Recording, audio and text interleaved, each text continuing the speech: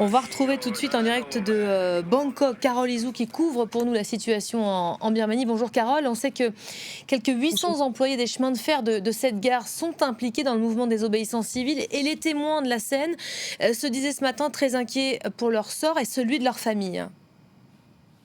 Oui, alors ce sont des cheminots, enfin en tout cas des employés de la compagnie des chemins de fer de Rangoon qui étaient en grève depuis longtemps déjà, depuis quasiment le début du mouvement de résistance civile contre la junte militaire. Mais ce matin, eh bien, une descente, effectivement, environ 300 policiers et soldats ont débarqué. Ils cherchaient manifestement à arrêter le plus de monde possible.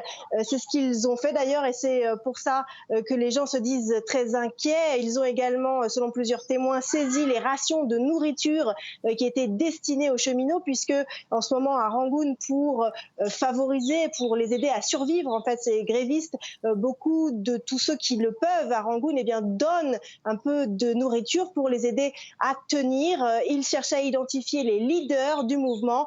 Plusieurs centaines d'entre eux ont été arrêtés, même si on n'a pas encore les chiffres exacts. Et il semble que ce soit cette politique de terreur, d'arrestation qui soit privilégiée ces jours-ci, en tout cas par la junte militaire. Alors il y a bien sûr toujours des affrontements dans la rue. Aujourd'hui, la police a ouvert le feu à balles réelles à Rangoon, à Mandalay. Il y a au moins 3 blessés graves, dont l'un blessé à l'abdomen qui était dans une situation critique. Donc bien sûr, ce volet de la répression continue, mais il semble que les arrestations, puisque nous sommes aujourd'hui à près de 2000 arrestations, soient vraiment le volet privilégié par la junte.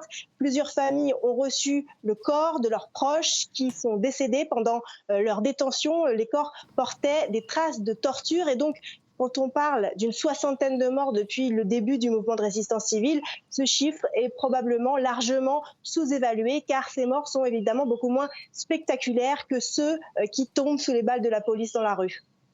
Voilà, et les images que l'on apercevait d'hommes prenant la fuite sont celles de ceux qui ont réussi à échapper à ce raid. Carole, malgré la répression qui se fait de plus en plus forte aujourd'hui, on le voit bien, le gouvernement autoproclamé poursuit lui en parallèle ses activités. Alors ce gouvernement autoproclamé, en effet, c'est un groupe de députés de la Ligue nationale pour la démocratie, le parti démocratiquement élu en novembre dernier, Daw San Suu Kyi. Il a nommé aujourd'hui un vice-président. Et la réaction des militaires ne s'est pas fait attendre puisque son domicile a fait l'objet d'une descente il y a quelques heures.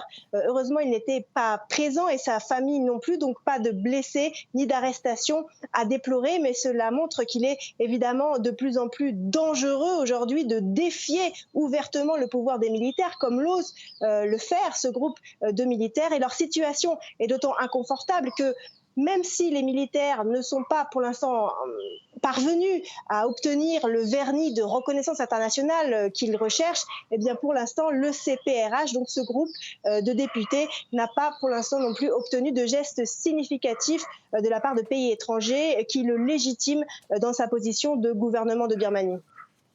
Merci.